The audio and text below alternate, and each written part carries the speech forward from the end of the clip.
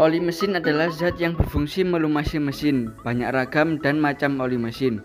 Bergantung jenis penggunaan mesin itu sendiri yang membutuhkan oli yang dapat untuk menambah atau mengawetkan usia pakai mesin.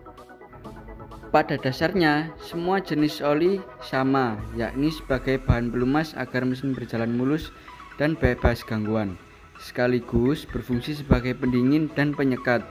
Oli mengandung lapisan-lapisan halus, berfungsi mencegah terjadinya benturan antara logam dengan logam komponen mesin seminimal mungkin, mencegah goresan atau keausan.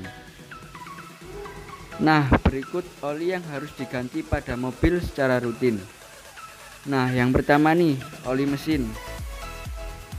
Oli mesin mobil adalah salah satu cairan pada ruang mesin yang berfungsi untuk memberikan pelumasan untuk meminimalisir gesekan antar komponen.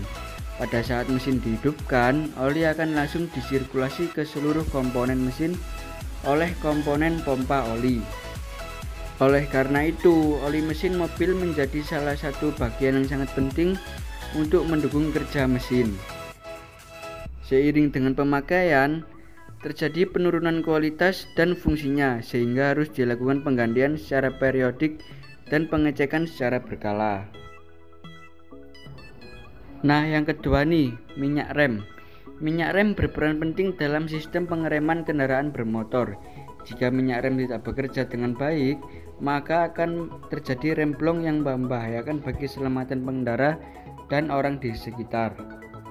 Secara umum, penggantian minyak rem ini dilakukan pada interval 2 tahun atau pada 40.000 km. Namun tergantung minyak rem yang dipakai. Kalau minyak remnya bagus, masih tahan hingga 2 tahun pemakaian. Sebelum lanjut ke materi berikutnya, mau kasih tahu nih, kita lagi ada paket promo paket vaksin 3. Dengan 750, kamu sudah bisa mendapatkan oli 4 liter, engine tune up, carbon clean, dan filter oli. Gak cuma itu, kamu bisa juga mendapatkan gratis general check up dan cleaning filter kabin. Oh iya, promo ini mau berakhir loh, buruan datang ya. Oli yang harus diganti selanjutnya adalah oli gardan dan transmisi. Oli gardan adalah oli yang digunakan untuk melumasi kotak gigi pada box gardan.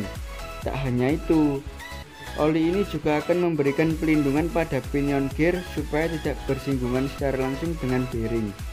Biasanya oli ini harus diganti dengan memperhatikan jarak kilometer yang telah ditempuh.